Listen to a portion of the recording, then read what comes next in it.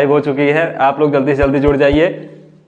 तो जो भी बच्चे अभी नहीं जुड़े हैं उनको भी शेयर कर दीजिए, जिससे उनको जानकारी हो जाएगी क्लास लाइव हो गई है। तो अभी बच्चे, बहुत से बच्चे अपना काम करने में जुटे हुए हैं, उनको जल्दी से जल्दी बुला लिया जाए, वो सब बच्चे आ जाएं, फिर क्लास हम स्टार्ट करते हैं।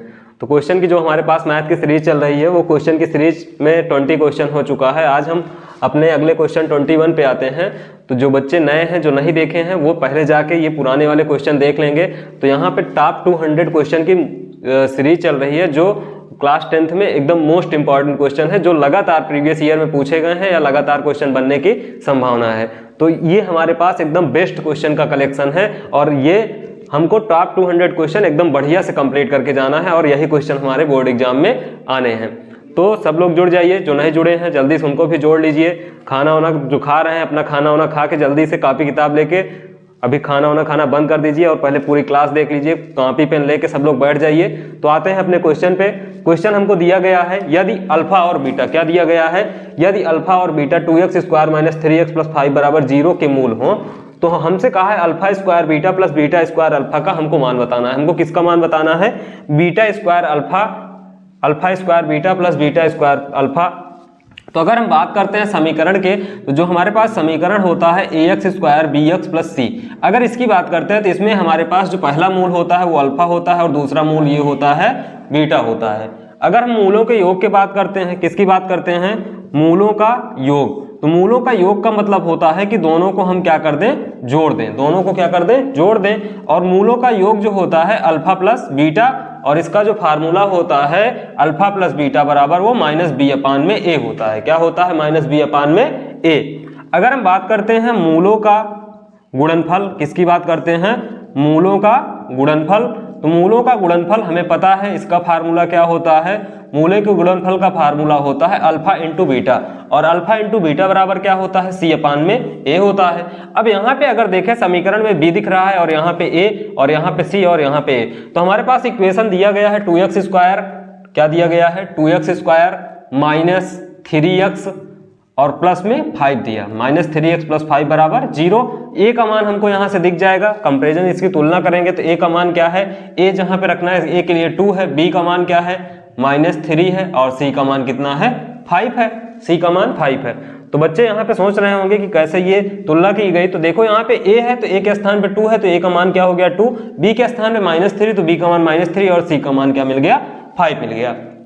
अब यहाँ से हमको फार्मूले की बात करते हैं। तो ये फार्मूला अगर हमको नहीं याद है तो सभी लोगों बच्चों को याद कर लेना है कि मूलों का योग क्या होता है? अल्फा प्लस बीटा बराबर -b/a, और मूलों का गुणनफल क्या होता है? अल्फा इंटू बीटा बराबर c/a। ठीक है। तो यहाँ से अब हम अल्फा प्लस बीटा मतलब मूलों का योग अगर निकाल लें तो यहाँ से निकलेगा -b/a।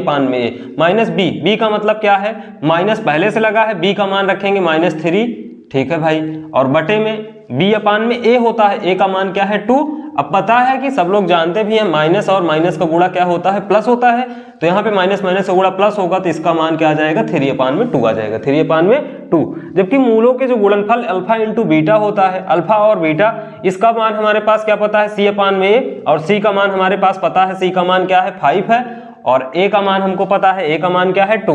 तो अल्फा इंटू बीटा का मान क्या मिल गया? 5/2। क्या मिल गया? 5/2। लेकिन हमसे क्वेश्चन में ये पूछा था कि हमको किसका मान बताना है? Alpha square beta plus beta square alpha. तो इसका मान हम कैसे बता सकते हैं? तो इसको हम लिख लेते हैं। इक्वेशन हमारे पास जो दिया गया है, क्या दिया है? अल्फा स्क्वायर बीटा और प्लस में बीटा स्क्वायर अल्फा, इसका हमको मान बताना है। हम क्या करते हैं, अगर यहाँ पे देखें तो हमको एक चीज दिख रहा है, एक चीज बहुत बढ़िया दिख रहा है कि अल्फा बीटा इसमें भी, अल्फा बीटा इसमें भी। तो अल्फा बीटा हम यहाँ से क्या कर ले? कॉमन ले ले, तो यहाँ पे बच जाएगा अल्फा, और यहाँ पे क्या बच जाएगा? बीटा बच जाएगा। अब देखो यहाँ पे हमको अल्फा प्लस बीटा का भी मान पता है, और अल्फा इंटू बीटा का मान पता है, रख देते हैं। अल्फा इंटू बीटा का मान क्या है? 5/2, और अल्फा प्लस बीटा का मान क्या है? 3/2, और इसका मल्टीप्लाई कराएंगे तो 5 तिहाई 15 और 2 दूनी 4। तो इसका जो हमारे पास आंसर आ गया वो कितना आ गया? 15/4। तो अब हमें क्वेश्चन में क्या करना है, एक बार हम फिर से पूरा क्वेश्चन सुन लेते हैं। क्वेश्चन में हमको क्या करना है कि हमें समीकरण दिया गया था, तो हमें पता है ax square bx plus c अगर कोई समीकरण है तो उसका जो मूल होता है वो एक अल्फा होता है, दूसरा क्या होता है, बीटा होता है। जो फार्मूला है मूलों के योग का अल्फा प्लस बीटा बराबर वो माइनस बी अपान ए होता है, और मूलों के गुणनफल का फार्मूला अल्फा इंटू बीटा बराबर सी अपान में ए। इससे हम तुलना कराएंगे तो यहाँ पे a का मान 2, b का मान -3, c का मान 5।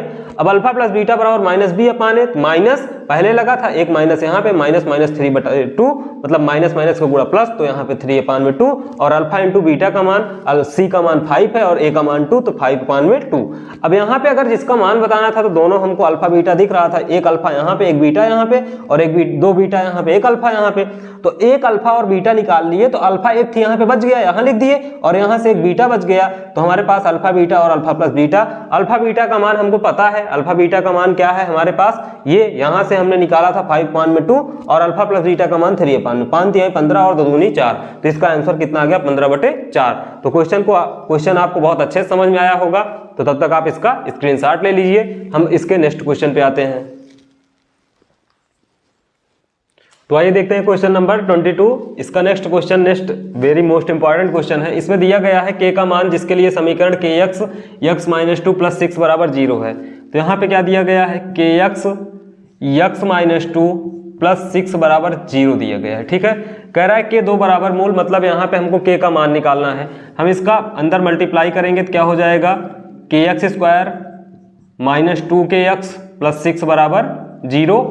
अब यहाँ पे अगर देखें तो जब मूल बराबर होते हैं तो हमारे पास फार्मूला होता है b² - 4ac। कब, जब मूल बराबर होते हैं। ये इसके प्रीवियस जो वीडियो बनाए थे उसमें भी हमने बताया था कि जब मूल बराबर रहता है तो हम फार्मूला यूज करते हैं b² - 4ac = 0। तो ठीक है, तो ये फार्मूला यहाँ पे लगा देते हैं। यहाँ पे अगर बात करते हैं तो a का मान हमको क्या दिया गया है, k है, और b का मान क्या है, -2k है, और c का मान क्या है, 6 है। तो हम फार्मूले में रख देते हैं b² - 4ac = 0। b का मान क्या है, -2k का स्क्वायर -4, a का मान क्या है, k, और c का मान क्या है, 6 है, बराबर 0। -2k का मतलब 2 दूनी 4, k² -4 छंग 24 के, 4 छंग 24 के बराबर 0। मतलब यहाँ पे b का मान -2 का स्क्वायर 4 और k का स्क्वायर के 4 छंग 24 के। ठीक है, अब 24 के को माइनस में है उधर भेज दें प्लस में, तो 4k² बराबर हो जाएगा 24k। ठीक है, एक k से k काट दें तो यहाँ पे बच जाएगा 4k = 24, और k बराबर यहाँ पे क्या मिल जाएगा हमको, 24/4, और 4 छंग 24। तो यहाँ से हमारा जो k का मान आ गया वो कितना आ गया, 6 आ गया। तो हमको क्वेश्चन में k का मान निकालना भी था, तो हमारे पास k का मान निकल गया। तो यहाँ से हमको बस एक चीज़ याद रखना है कि जब भी मूल बराबर रहेंगे तो हमको फार्मूला क्या यूज करना है, b² - 4ac, और a बराबर k है, b बराबर -2k, c बराबर 6। तो b का मतलब -2k का स्क्वायर -4k × 6, 4 छंग 24 के, 4k² बराबर 24 के, तो k बराबर 24/4 मतलब 6। तो यहाँ पे k का मान कितना आ गया, 6 आ गया। ठीक है, तो जो बच्चे अभी खाना खाने के लिए परेशान हैं वो रुक जाएं थोड़ी देर, बस 2-3 क्वेश्चन और है, ये कंप्लीट हो जाए, उसके बाद फिर खाना आराम से खा के सो जाइए। ठीक है, तो आते हैं इसके अगले क्वेश्चन में, क्वेश्चन नंबर 23। तब तक स्क्रीनशॉट ले लीजिए। तो आइए देखते हैं क्वेश्चन नंबर 23। ये भी हमारे पास एकदम मोस्ट इंपॉर्टेंट क्वेश्चन है, बहुत बढ़िया क्वेश्चन, एकदम खतरनाक क्वेश्चन है। तो ये क्वेश्चन बिल्कुल भी ना छूटे, इसको 2, 3, 4, 5 बार इसको जरूर प्रैक्टिस कर लेना है, क्योंकि एकदम सेम क्वेश्चन हमको पेपर में देखने को मिल सकता है। तो हमारे पास क्वेश्चन में जैसे मूल कहता है, तो मूल अभी हमने बताया क्या होता है, एक अल्फा होता है और दूसरा बीटा। तो अल्फा का मान 3 है और बीटा का मान क्या है, 1/3 है। ठीक है, अब जैसे अगर यहाँ पे बात करते हैं तो यहाँ पे प्लस है और यहाँ पे भी प्लस है, तो जब इसमें हम लेते हैं नंबर x के रूप में, तो यहाँ पे x - अल्फा लेते हैं। अब कुछ लोगों को लग रहा हो कि यहाँ पे x - अल्फा क्यों लिया गया, इसलिए लिया गया कि +3 है, जब उधर जाएगा तो माइनस में हो जाएगा।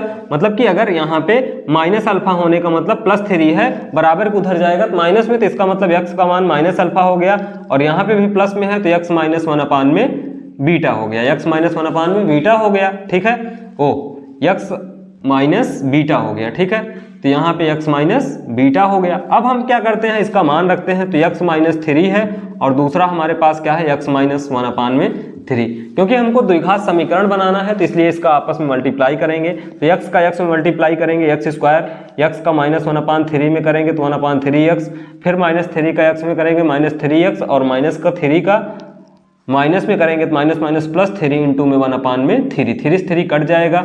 अब यहाँ पे हमारे पास आ गया x square -1/3x minus 3x और प्लस में क्या आ गया 1 आ गया, 1 बराबर 0। अब यहाँ पे क्या करते हैं, यहाँ पे हमको देखने को मिल रहा है कि यहाँ पे क्या हमको मिल रहा है 1/3x मिला है, क्या मिला है 1/3x। इसका अगर हम एलसीएम ले लें पूरे के साथ, यहाँ पे 1 सब में लगा लेते हैं और इसका पूरा एलसीएम निकाल लेते हैं, तो एलसीएम पूरे का बन जाएगा 3, तो यहाँ पे हो जाएगा 3x square minus x minus यहाँ पे ये माइनस 3 त्रिक 9x और प्लस में 3 बराबर कितना 0। तो यहाँ से हमारे पास इक्वेशन बन जाएगा 3x स्क्वायर और 9x में x जुड़ेगा तो कितना -10x प्लस 9, मतलब यहाँ पे भी हमारे पास 3 त्रिक ये यहाँ पे 3 बन जा क्या हो जाएगा 3 हो जाएगा, ठीक है। तो यहाँ पे 3 हो गया, और 3 की बात करते हैं, 3 इधर डिवाइड में उधर जाएगा मल्टीप्लाई में, तो 3 का 0 में गुणा कराएंगे तो कितना आ जाएगा 0 आ जाएगा। तो जो हमारे पास समीकरण तैयार हुआ मिलके वो क्या हो गया 3x square minus 10x plus 3, और ये हमारा क्या रहा इसका आंसर रहा। तो एक बार फिर से सुन लें हमको क्या करना है, यहाँ पे एक बार मूल जब कहता है और समीकरण निकालना रहता है तो एक बार अल्फा एक बार बीटा लेंगे, अगर प्लस में है तो x माइनस अल्फा और अगर माइनस में रहेगा तो x प्लस अल्फा। यहाँ पे भी अगर प्लस में है तो माइनस बीटा और माइनस में है तो प्लस कर लेते हैं, ठीक है। अब यहाँ पे x अल्फा का मान रखते हैं 3 और बीटा का मान -1/3, फिर इसका कंजुगेट गुणा x का x में x स्क्वायर, x का -1/3 में तो x का 1/3x में तो -1/3x हो जाएगा, -3 का x में -3x और माइनस का इसमें करेंगे तो माइनस माइनस प्लस, और 3 का 1/3 में तो 3 से 3 कट जाएगा 1 आ जाएगा, ठीक है। अब यहाँ पे x square -1/3x minus 3x plus 1 बराबर 0। अब 3 इसमें पूरे में क्या लेते हैं एलसीएम, तो यहाँ से इसका गुणा होगा 3x स्क्वायर, यहाँ पे x ही रहेगा, यहाँ पे 3 त्रिक 9x और 3 एकम 3। अब 9x में x जुड़ेगा तो माइनस माइनस प्लस होता है, तो यहाँ पे -10x हो गया, यहाँ 3x प्लस 3। तो ये हमारा क्या रहा द्विघात समीकरण। तो क्वेश्चन आपको अच्छे समझ में आया होगा। ये क्वेश्चन बहुत इंपॉर्टेंट क्वेश्चन है, तो इसको 2, 3, 4, 5 बार देखिए और इसको क्वेश्चन को कॉपी में लिख लीजिए, एग्जाम में जाते समय भी इसको देख के जाइएगा। तो मिलते हैं अपने अगले क्वेश्चन में, क्वेश्चन नंबर 24 में, तब तक आप इसका स्क्रीनशॉट लीजिए। तो आइए देखते हैं एक और इम्पॉर्टेंट क्वेश्चन, क्वेश्चन नंबर 24। इसमें हमको क्या करना है कि समीकरण x square minus 7x plus 12 बराबर 0 के मूलों के व्युत्क्रमों का योगफल ज्ञात कीजिए। तो अभी तक आपने इतना क्वेश्चन किया तो अब आपको कुछ इसमें अब समझ में आने लगा होगा कि इसमें हम व्युत्क्रमों का योग कहा है और मूल का मतलब कह दिया, तो इसका मतलब हमें तुरंत पता चल जाएगा क्या निकालना है, अल्फा बीटा। और व्युत्क्रम का मतलब होता है जस्ट उसका उल्टा, जैसे अल्फा का 1/अल्फा और बीटा का 1/बीटा। तो व्युत्क्रमों का योग का मतलब 1/अल्फा प्लस 1/बीटा का मान निकालना है। अब अगर 1/अल्फा प्लस 1/बीटा का मान निकालना है तो इसका मतलब कि हम मूलों का योग और मूलों का क्या निकाल लें गुणनफल, और मूलों का योग मूलों का गुणनफल का फार्मूला अभी हमने क्वेश्चन नंबर 22 में देखा था। तो मूलों के गुणनफल का जो फार्मूला होता है वो अल्फा प्लस बीटा क्या होता है, अल्फा प्लस बीटा बराबर माइनस बी अपान में ए होता है, और अल्फा इंटू बीटा बराबर क्या होता है सी अपान में ए। हमको एकदम रट गया है। अब बी की बात करते हैं, जब इससे a x square plus b x plus c से इसकी तुलना करा देंगे तो यहाँ पे हमको ए का मान दिख रहा है क्या, ए का मान कुछ नहीं है, जब कुछ नहीं लगा रहता एक्स स्क्वायर के साथ तो 1 मान लेते हैं। बी का मान क्या है -7 है, और सी का मान क्या है 12 है, सी का मान क्या है 12 है, ठीक है। अब भाई यहाँ पे क्या करेंगे माइनस बी का मतलब माइनस, और -7 बटे में ए के स्थान पे 1 रखेंगे तो यहाँ पे माइनस माइनस प्लस मतलब 7 आ गया, और सी अपान में सी का मान कितना है 12 और ए का मान कितना है 1, तो यहाँ पे इसका मान कितना आ गया 12 आ गया, ठीक है। तो अल्फा प्लस बीटा और अल्फा इंटू बीटा का मान निकल गया। अब क्वेश्चन में जो हमसे पूछा है, क्वेश्चन में हमसे मूलों के व्युत्क्रमों का योग पूछा है। तो मूल हमारे पास 2 हैं, कौन से, एक अल्फा और दूसरा क्या है बीटा है। इसका व्युत्क्रम क्या हो जाएगा 1/अल्फा और प्लस में 1/बीटा। अब कुछ बच्चे सोच रहे होंगे प्लस क्यों लगाए, क्योंकि यहाँ पे व्युत्क्रमों का हमको योग कहा है, तो यहाँ पे योग करने का मतलब प्लस कर दिए। इसका दोनों का एलसीएम लेंगे तो अल्फा बीटा हो जाएगा, क्या हो जाएगा अल्फा बीटा। अल्फा का इसमें भाग कराएंगे तो क्या आ जाएगा बीटा, और बीटा का भाग कराएंगे तो क्या आ जाएगा अल्फा। अब अल्फा प्लस बीटा या बीटा प्लस अल्फा, तो अगर बात करते हैं तो अल्फा प्लस बीटा हो या बीटा प्लस अल्फा हो, इसका मतलब जैसे 2 में अगर 3 जोड़ना हो तब भी 5 आएगा, और अगर 3 में 2 जोड़े तब भी क्या आएगा 5 आएगा। तो मतलब अल्फा प्लस बीटा चाहे लिखें चाहे बीटा प्लस अल्फा, दोनों में कोई प्रॉब्लम नहीं है, दोनों करेक्ट हैं हमारे। ठीक, तो अल्फा प्लस बीटा का मान क्या है यहाँ पे 7 है, और अल्फा इंटू बीटा का मान क्या है 12 है। तो जो हमारे पास क्वेश्चन है इसका आंसर क्या आ गया 7/12।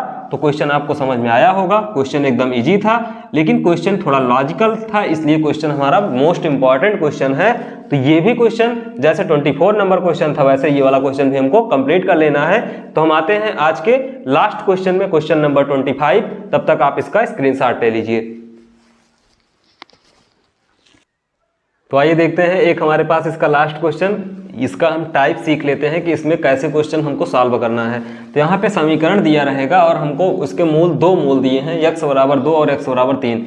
इसका मतलब 2 मूल देने का मतलब ये होता है कि जैसे अगर 2 मूल दिया है तो फिर एक, जैसे 2 मूल देने का मतलब यहाँ पे k और m है, तो अगर 2 अचर पद आए और उसका हमको इक्वेशन निकालना हो तो 2 अगर चर हमारे पास रहते हैं तो उसका कभी मान नहीं निकाल सकते। इसका मान निकालने के लिए हमको क्या करना पड़ेगा, इसका मान निकालने के लिए हमको 2 समीकरण बनाना पड़ेगा।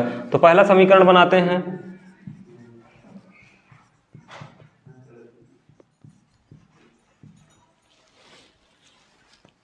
यहाँ पे 3x का मान क्या है 2 का स्क्वायर माइनस 2k, इंटू में x का मान 2 लेते हैं प्लस में 2m बराबर 0। 2 का स्क्वायर कितना हो जाएगा 4, माइनस 2 2 जा 4k प्लस में 2m बराबर क्या आ गया 0 आ गया। 4 तिहाई 12 माइनस 4k प्लस 2m बराबर 0। ठीक है, अब यहाँ से बात करते हैं तो यहाँ पे एक समीकरण हमारा बन गया, दूसरा समीकरण यही बना लेते हैं। दूसरा समीकरण बनाएंगे, फिर x का मान हमने अभी क्या लिया था 2 लिया था, अब x का मान क्या ले लें 3। तो x का मान अब 3 अगर लेंगे तो फिर एक समीकरण बन जाएगा। तो यहाँ पे लेते हैं 3 का स्क्वायर माइनस 2k इंटू में 3 प्लस में 2m बराबर 0। 3 का स्क्वायर कितना 9 माइनस 2 तिहाई 6k प्लस में 2m बराबर 0।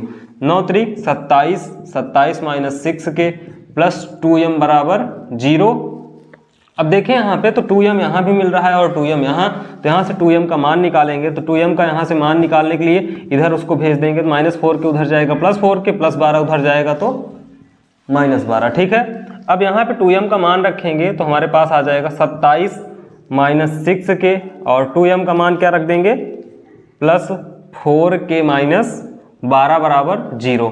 अब यहाँ पे अगर देखें तो हमारे पास 27 में से 12 माइनस कर देते हैं। 27 में से क्या करते हैं 12 को माइनस करते हैं। 27 में से 12 घटाएंगे तो क्या आ जाएगा 7 में से 2 गया 5 और 2 में से 1 गया 1। 7 में से 2 गया 5, 2 में 15 आ गया, और 6k से 4k घटाएंगे तो क्या आ जाएगा 2k बराबर 0। तो 2k को अगर उधर भेज दें तो 15 बराबर हो जाएगा 2k। तो यहाँ से k का मान हमारे पास आ गया 15/2। k का मान क्या आ गया 15/2। अब देखो यहाँ पे समीकरण इसको 1 बना देना, तो यहाँ पे हमें थोड़ा आसान हो जाएगा, और लिख देते हैं कि समीकरण 1 का मान रखने पर, समीकरण यहाँ पे 1 का मान रखने पर। ठीक है, अब समीकरण 1 में मान रखे थे तो हमको k का मान मिल गया। अब k का मान समीकरण 2 में रख दें। k का मान कहाँ रख दें, k का मान समीकरण 1 में रखने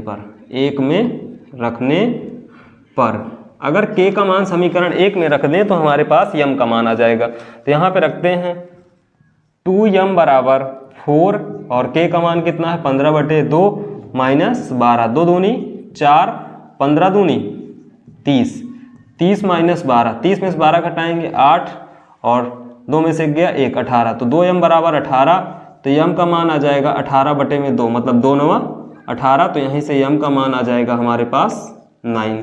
तो यहाँ पे हमको किसका मान बताना था, एक तो हमको k का और दूसरा m का। तो हमारे पास यहाँ पे k का मान दिख रहा है, k का मान जो हमारे पास आया है कितना आया है 15/2 आया है, और m का मान कितना आया है 9। क्वेश्चन को फिर से एक बार सुन लेते हैं क्या करना है। हमारे पास जब भी किसी इक्वेशन में अगर 2 मतलब दो चर दिए हैं, जैसे k और m है, तो इसके लिए हमको दो समीकरण बनाना पड़ता है, मतलब दो समीकरण बनाएंगे तभी निकलेगा। तो एक का x दिया था, एक 3 दिया था, मतलब x का मान 2 था और x का मान 3, तो पहले x का मान 2 रखा गया, तो यहाँ पे 2 रखने पे ये 2 का स्क्वायर, मतलब यहाँ पे x के स्थान पे 2 और x के स्थान पे 2, तो 2 का स्क्वायर 4 तिहाई 12, 4k और यहाँ पे प्लस 2m, तो यहाँ से हमने 2m का मान निकाल लिया, तो 4k - 12 समीकरण 1 मान लिया। यहाँ पे हमने इसको सॉल्व किया, x का मान 3 त्रिक का 9 त्रिक 27 और 3 दूनी 6k प्लस 2m, यहाँ पे 27 - 6k प्लस 2m, तो ये 2m का यहाँ पे मान रखे 4k - 12, 6k से 4k घटाए कितना आ गया -2k, 27 में से 12 घटाए 15, और k का मान कितना आ गया 15/2। अब इस k का मान लाके इस समीकरण में रख दिया गया, तो यहाँ पे 15/2, 2 दूनी 4, 15 दूनी 30 - 12, 30 में से 12 घटाएंगे तो 18 आ जाएगा, और 18/2 का मतलब 9, तो m बराबर 9 हो गया। तो यहाँ पे इसका आंसर आ गया, दोनों का आंसर। तो बहुत बच्चों को बहुत तेज भूख भी लगी हुई है, तो भूख लगी है तो अब आप जाके खाना आराम से खा सकते हैं, और क्वेश्चन जो भी ना समझ में आया हो उसको आप कमेंट कर सकते हैं। तो खाना थोड़ा कम ही खाइएगा क्योंकि एग्जाम है, नहीं तो अगर प्रॉब्लम हो जाएगी तो फिर अगले दिन क्लास भी नहीं ले पाओगे, तो इसलिए अगर क्लास लेना है तो खाना थोड़ा आराम से ही खाना है। तो हम मिलते हैं एक नई क्लास में एक नई ऊर्जा के साथ, तब तक आप लगातार वीडियो को देखते रहिए। जय हिंद।